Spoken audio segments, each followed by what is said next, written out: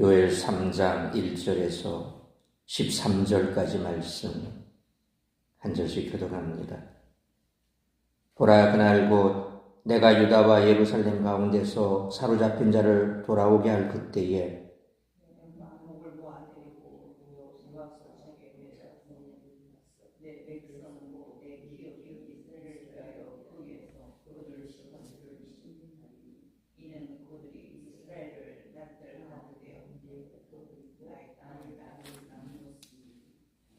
또 제비 뽑아 내 백성을 끌어가서 소녀를 기생과 바꾸며 소녀를 술과 바꾸어 마셨음이니라.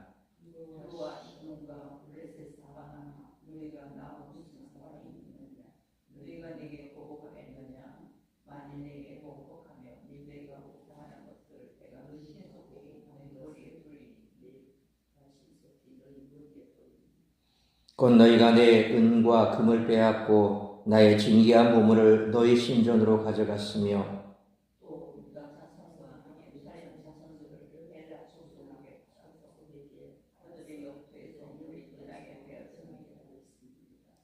보라, 내가 그들을 너희가 팔아 이르게 한 곳에서 일으켜 나오게 하고 너희가 행한 것을 너희 머리에 돌려서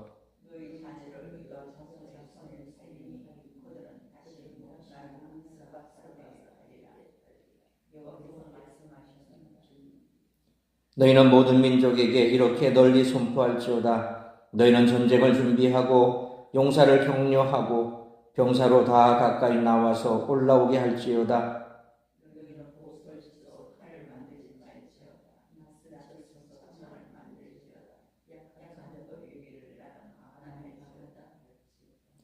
사면의 민족들아, 너희는 속히 와서 모일지어다. 여호와여, 주의 용사들로 그리로 내려오게 하옵소서.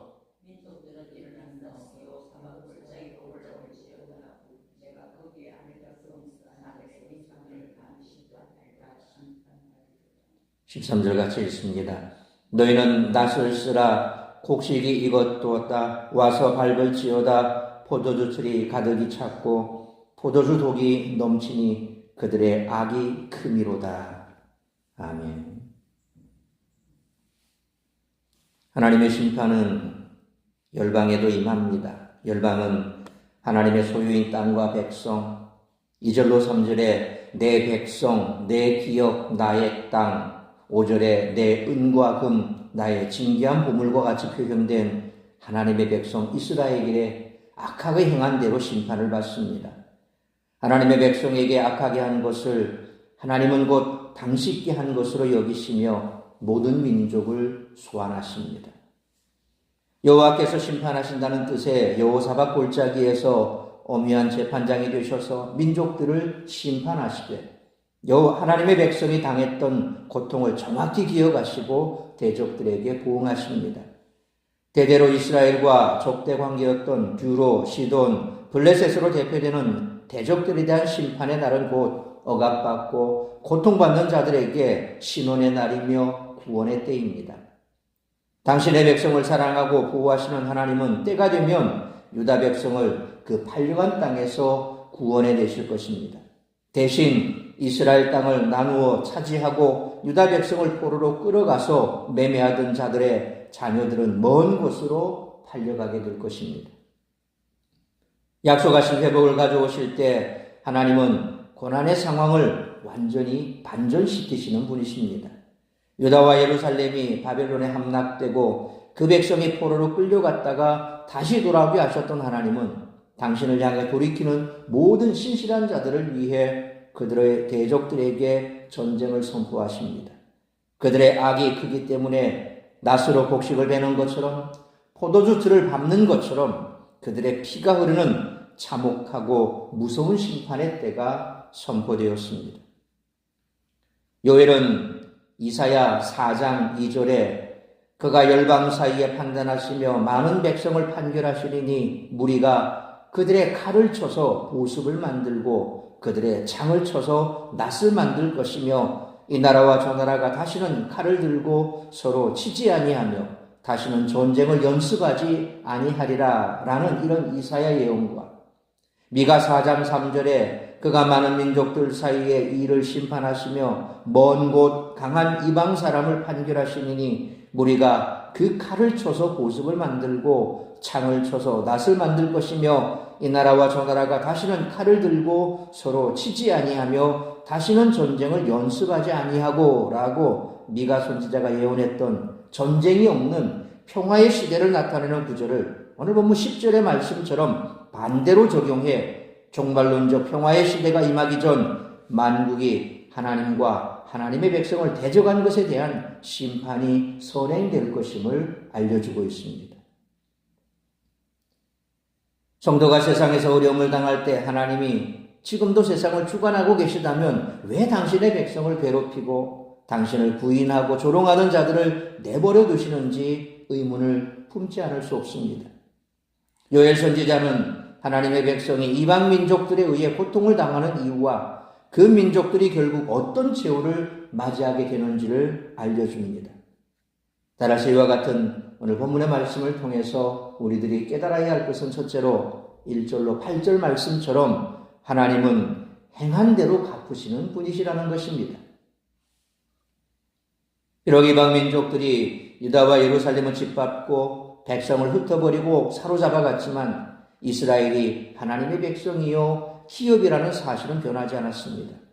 하나님은 1절로 2절 상반절 말씀처럼 유다와 예루살렘을 회복시키실 때 이스라엘을 괴롭힌 자들을 끌고 여호사밧 골짜기에서 심문하실 것이라고 선언하십니다. 이는 지명이 아니라 여호와께서 심판하신다라는 뜻을 담은 상징적인 이름입니다. 이어서 이스라엘의 주변 나라들이 저지른 죄악들이 열거되어 있습니다.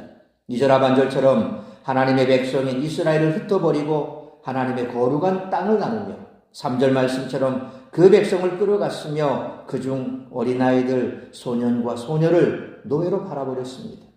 특히 4절로 6절 말씀처럼 두로와 시돈, 블레셋은 유다 침공을 당한 틈을 타고 쳐들어와 성전의 보물들을 빼앗아 자기들의 이방 신전으로 가져갔고 유다와 예루살렘 자손들을 헬라 족속들에게 노예로 팔았습니다. 하나님은 출애굽기 21장 24절과 오늘 본문 7절로 8절 말씀처럼 마치 눈에는 눈, 이에는 이의 원칙을 적용하시듯 그들의 죄를 갚겠다고 선언하십니다.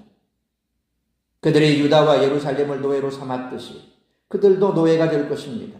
이스라엘과 유다가 북쪽의 먼 나라 아수르와 바벨론에 의해 멸망당하고 팔려갔듯이 이스라엘을 괴롭힌 두로, 시돈, 블레셋이 남쪽의 먼 나라 스바 사람에게 팔릴 것입니다. 그러므로 하나님은 당신의 백성을 대적한 자들의 죄를 기억하시고 반드시 그의 합당한 대가를 치르게 하실 것을 확신하며 행한 대로 갚으시는 하나님께 모든 것을 맡길 수 있는 우리 모두가 되시기를 축원합니다. 두 번째로 9절로 13절 말씀처럼 하나님은 대적들을 단번에 쳐서 멸하신다는 것입니다. 이런 심판의 메시지를 들은 이스라엘의 대적들은 9절 말씀처럼 다른 민족들까지 선동해 하나님과 그 택함받은 백성을 대적할 것입니다. 하나님은 이사야 2장 4절, 미가 4장 4절 말씀처럼 칼을 쳐서 보습을, 창을 쳐서 낫을 만들고 마음이 허약한 자들의 전쟁에서 제외시키는 것을 기뻐하시는 분이시지만 이들은 반대로 10절 말씀처럼 보습으로 칼을, 낫으로 창을 만들고 약한 자들까지 동원해 전쟁에 나섭니다. 그러나 그들이 하나님을 대적하기 위해 모이는 것까지도 하나님의 섭리 안에 있다는 것입니다. 하나님은 11절 말씀처럼 사면의 민족들이 모여서 당신을 대적하게 내버려 두신 후 그곳에 주의 용사들을 내보내 한꺼번에 멸하실 것입니다. 하나님을 대적하는 이방 민족들은 12절 말씀처럼 여호사밧 골짜기 곧 하나님이 심판하시는 곳으로 모일 것이며 하나님은 거기 앉으셔서 그들을 멸하실 것입니다. 독특하게도 하나님은 13절 말씀처럼 그들을 칼이 아니라 낫을 사용해 심판하실 것이라고 표현하십니다. 하나님께 대적하는 자들은 익은 곡식 정도에 불과합니다. 낫으로 쓱쓱 베어서 포도주 틀에 넣고 밟는 심판이 이루어집니다.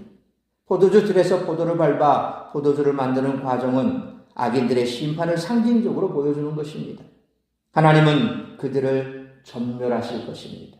그러므로 하나님을 대적하고 조롱하는 자들이 당장 심판을 당하지 않는 이유는 바로 주님이 단번에 그들을 쳐서 멸하실 것이기 때문에 잠시 심판이 지연된 것일 뿐이므로 하나님의 심판의 날을 믿음으로 기다리며 그 날을 잘 준비하는 우리 모두가 되시기를 축원합니다. 사랑하는 성도 여러분, 하나님은 칼을 의지해 하나님의 백성을 대적했던 자들을 그 권능으로 물리치시고 당신의 백성을 높이 드십니다.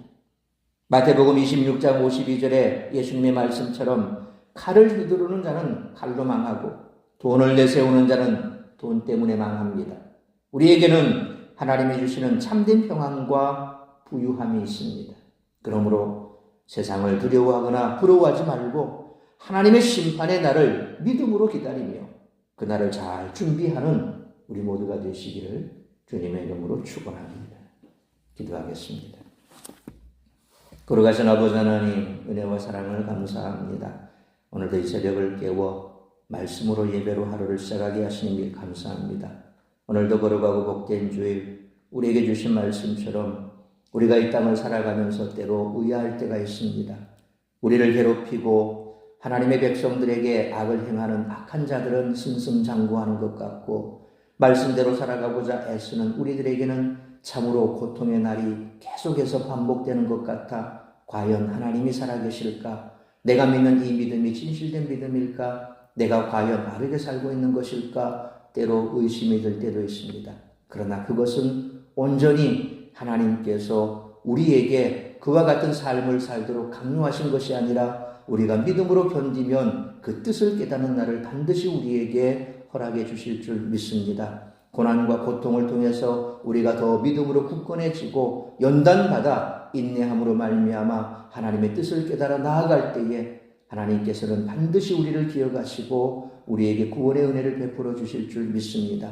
악인들의 심판은 잠시 유보된 것뿐입니다. 때가 되면 하나님께서 그 악인들을 한꺼번에 전멸시킬 그날이 반드시 오게 될 것을 우리는 믿어야 할 것입니다. 이런 믿음이 있어야 오늘 내게 악을 행하고 내가 받는 그 고통 가운데서 우리가 신음하며 좌절하고 낭망하는 것이 아니라 반드시 하나님의 심판의 때가 올 것을 믿는 믿음으로 인내할 수 있을 것이요 또한 반드시 우리에게 승리의 날을 보장해 주셨다는 사실을 믿음으로 우리는 믿고 확신하며 나아가게 될 줄 믿습니다.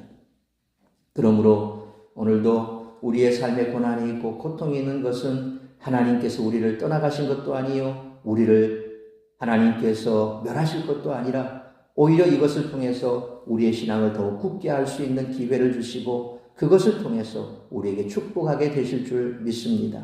인내하게 하시고 그리고 끝까지 이 믿음 잃지 않도록 우리가 더욱더 말씀에 기도 가운데 집중하고 하나님의 그날 마지막 때를 우리가 잘 준비할 수 있는 기름등불 준비한 다섯 처녀와 같은 그런 마지막을 기다리는 우리 모든 성도들의 삶이 되게 하여 주옵소서.